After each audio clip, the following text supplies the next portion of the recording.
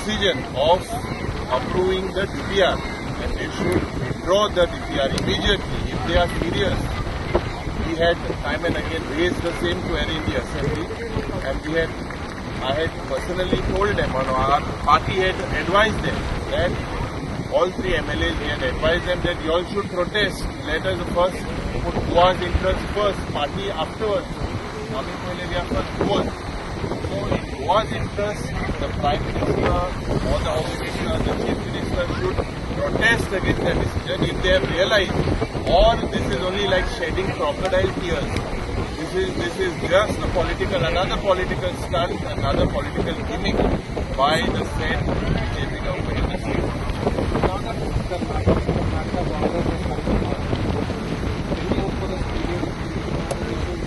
See, the Goa Pradesh Congress Committee has made it very clear that we will not listen to any dictates. BJP here is listening to the dictate of the central government. We will ensure that the Goa Pradesh Congress Committee, all its functionaries, all its members are aware how serious we are. We are with the people. We are Goans first.